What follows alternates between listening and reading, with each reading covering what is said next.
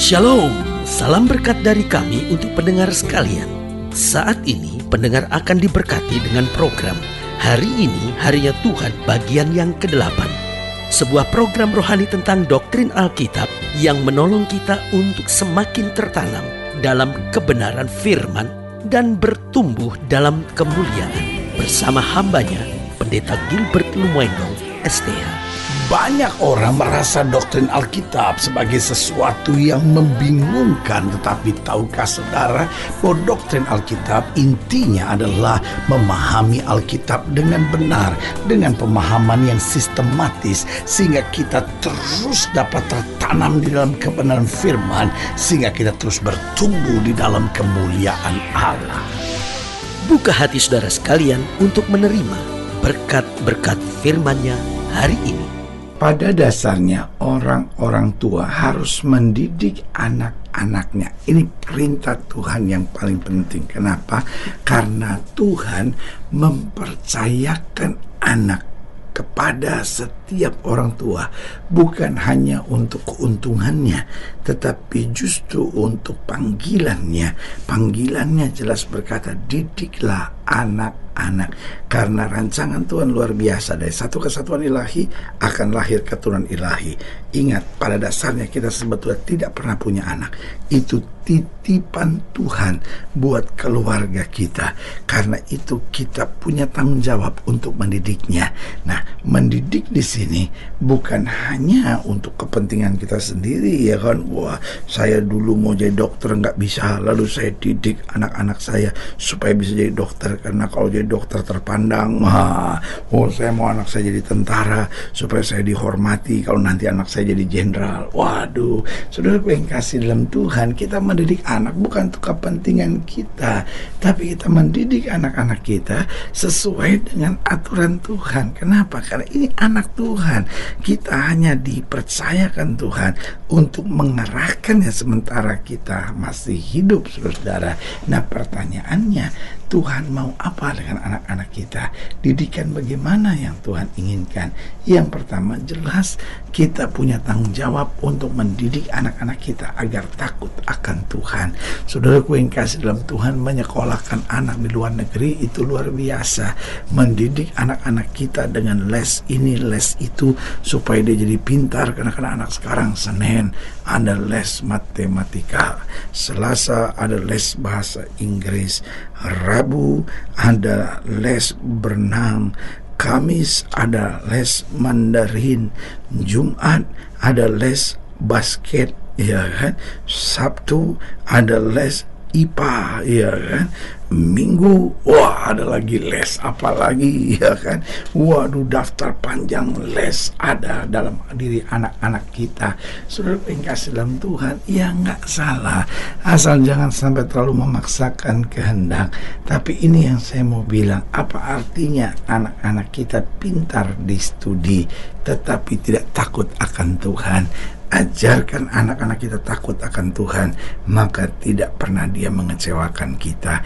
Yang kedua saya pelajari, anak-anak kita harus dididik dalam apa? Agar berkarakter baik, agar sopan, agar tidak sombong, agar tidak arogan, agar tidak mementingkan diri sendiri. Makanya dari hal sederhana, biasakan anak-anak kita juga untuk menghormati supir di rumah, biasakan anak-anak kita juga untuk menghargai babysitter atau pembantu di rumah.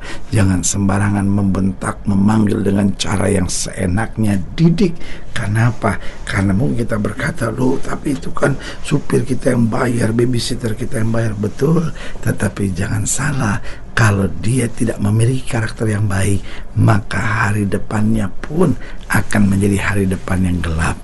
Tetapi kalau dari masa kecil kita sudah didik dia dengan tegas, dengan karakter yang baik, takut akan Tuhan, maka hari depannya pun akan luar biasa. Jadi ingat, anak perlu kita didik agar takut Tuhan, agar berkarakter baik, dan juga selanjutnya agar dapat menyadari, menemukan talenta dan karunia-karunianya. Ini penting sekali. Ada banyak orang tua memaksakan kehendaknya berdasarkan apa yang dia inginkan. Nah, kalau kebetulan persis talenta sama karunia demikian, maka beruntunglah orang tua itu. Tetapi ini yang saya mau ingatkan, jangan paksakan anak-anak kita menurut kehendak, kemauan, dan mimpi kita, tetapi mari arahkan anak-anak kita berdasarkan talenta dan karunia yang dia miliki. Selanjutnya saya pelajari, pada dasarnya orang tua harus mendidik anak-anaknya. Yang pertama agar takut Tuhan, yang kedua agar berkarakter baik, yang ketiga agar menemukan talenta dan karunia-Nya, yang keempat agar pandai dalam bidangnya. Jadi jangan sekedar wah ya anak saya harus begini, supaya dia pandai dalam bidangnya, sehingga anak-anak kita akhirnya tidak ketinggalan. Karena jangan pandang cara dunia. Cara dunia memandang pokoknya matematika, fisika, kimia itulah anak-anak jenius, itulah anak-anak pintar. Nah, ketika anak sudah pintar matematika, bukan berarti dia bodoh. Mungkin bukan itu bidangnya. Mungkin bidangnya bagian bahasa misalnya. Mungkin bidangnya bagian politik misalnya.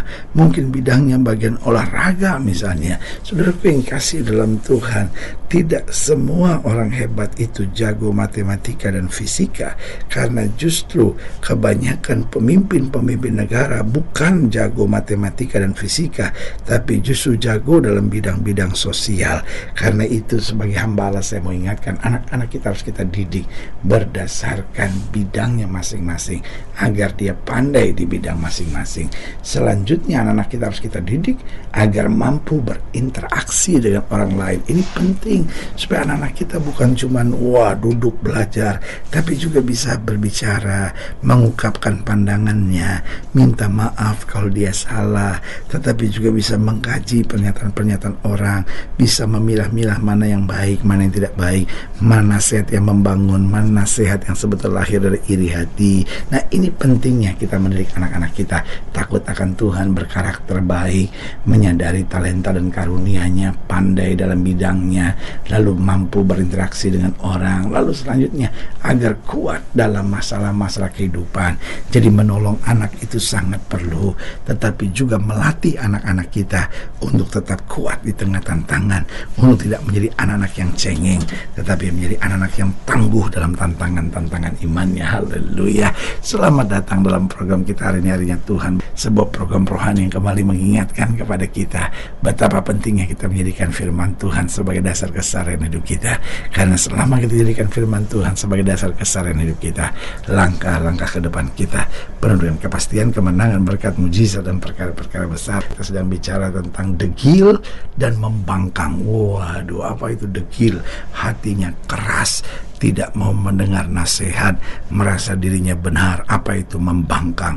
Punya jiwa pemberontak. Pokoknya apa yang saya mau, ini yang saya mau jalankan. Masa bodoh ini benar atau salah, pokoknya saya tidak mau ikut aturan. Wah, ini namanya degil dan membangkang. Tuhan gak mau anak-anak kita degil dan membangkang. Tuhan gak mau kita dalam pelayanan jadi orang-orang yang degil dan membangkang. Tuhan gak mau kita di tengah-tengah masyarakat menjadi orang-orang yang degil dan membangkang. Tapi Tuhan mau hidup kita jadi berkat, jadi saksi, jadi terang, jadi garam dunia bagi kemuliaan-Nya. Haleluya. Nah, saudara yang kasih dalam Tuhan, dalam pembahasan tentang degil dan membangkang, kita mau sama-sama belajar dari Ulangan pasal 21 ayat yang ke-18, Ulangan 21 ayat yang ke-18 sampai ayat yang ke-21. Ulangan 21 ayat yang ke-18 sampai 21. Demikian firman Tuhan di bawah judul perikop anak yang durhaka. Ulangan 21 ayat yang ke-18 sampai 21. Demikian firman Tuhan.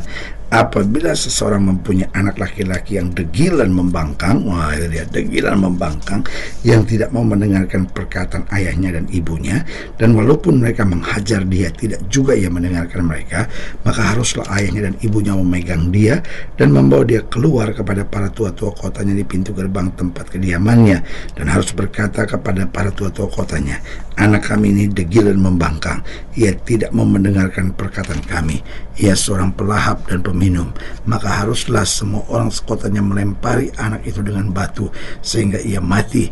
Demikianlah harus kau hapuskan yang jahat itu dari tengah-tengahmu, dan seluruh orang Israel akan mendengar dan menjadi takut. Lihat saudaraku yang kasih dalam Tuhan, berarti perintah Tuhan kepada para orang tua jelas. Jangan sampai kita punya anak durhaka, jangan sampai anak-anak kita degil dan membangkang. Dan di sini kita belajar bahwa anak-anak yang tidak mau dididik, yang pertama akan menyesal sendiri di kemudian hari. Saudaraku yang kasih dalam Tuhan, perhatikan ini, bahwa anak-anak yang tidak dididik akan menyesal sendiri kemudian hari. Yang pertama, kita menyesal kenapa saya sebagai orang tua kok tidak mendidiknya dari kecil. Karena ingat, prinsip pendidikan, the sooner the better, lebih cepat lebih baik. Saudaraku yang kasih dalam Tuhan, jangan tua nanti aja lah, nanti aja kalau udah besar, nanti aja kalau sudah high school, sudah SMA, nanti sajalah kalau sudah kuliah. Karena makin lama makin susah dibentuk, tetapi makin cepat makin baik anak-anak kita dibentuk. Jadi anak-anak yang tidak dididik akan menyesal sendiri kemudian hari. Orang tuanya akan menyesal, tetapi anak-anaknya juga akan menyesal. Kenapa saya dulu gak mau ikut dengar didikan orang tua? Kenapa? Karena sekali sudah rusak, susah lagi mendidiknya. Yang kedua saya pelajari, anak-anak yang tidak mau dididik akan hancur dan rusak kemudian harinya. Saudaraku yang kasih dalam Tuhan, akan jadi anak-anak yang tidak teratur, akan menjadi anak-anak yang tidak lagi menghargai peraturan-peraturan kehidupan. Dalam bekerja dia nggak bisa berinteraksi dengan orang, dalam bekerja dia selalu mau menangis sendiri. Nah seperti ini kan akhirnya hancur sendiri, rusak sendiri. Ada masalah, lari ke narkoba, lari ke seks bebas, ini kan akhirnya akan rusak dan hancur sendiri. Makanya saya catat, anak-anak yang tidak mau didik, yang pertama akan menyesal di kemudian hari. Yang kedua akan hancur dan rusak.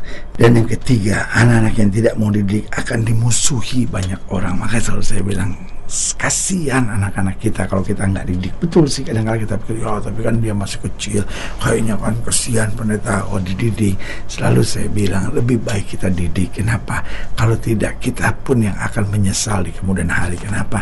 Karena anak-anak kita akan dibenci orang, akan dimusuhi orang. Bahkan sorry untuk pakai kata ini, anak-anak kita kemudian nanti akan dikutuki orang, saudara-saudara. Kenapa? Karena apa? Karena karakter buruknya yang dia bawa akibat tidak terdidik dengan baik. Karena itu saya ulangi sekali lagi, anak-anak yang tidak mau dididik akan menyesal sendiri di kemudian hari. Yang kedua akan hancur dan rusak. Yang ketiga akan dimusuhi banyak orang. Dan yang keempat, ini yang paling gak enak, akan ditolak oleh Tuhan. Saudaraku yang kasih dalam Tuhan, bayangkan ini dari Tuhan, kemudian ditolak Tuhan. Kenapa? Karena kita mendidiknya tidak benar. Sebagai hamba Allah, saya mau ingatkan, mari kita didik anak-anak kita dalam takut Tuhan yang sebenarnya. Haleluya. Saudaraku yang kasih dalam Tuhan, jika saudara yang dilayani lebih jauh, hubungi kami melalui telepon, hubungi kami melalui surat, kunjungi website kami, karena kami ada untuk membawa Bapak Ibu saudara senantiasa lebih dekat pada Tuhan dan mengalami kasih kuasa mujizat yang luar biasa. Haleluya. Secara khusus melalui program ini juga saya mau berdoa buat setiap saudara yang sakit, setiap saudara yang berbeban berat, karena saya percaya bahwa bagi Allah tidak ada perkara yang mustahil. Nah saudara-saudara yang ingin didoakan secara khusus, boleh taruh tangan kanan saudara di dada dan kita akan berdoa. Mari kita berdoa. Bapa, dalam nama Yesus, hamba doa buat yang sakit, hamba doa buat yang berbeban berat, hamba doa untuk setiap mereka sedang menghadapi masa-masa yang sukar, karena hamba percaya bahwa bagi Allah tidak ada perkara yang mustahil.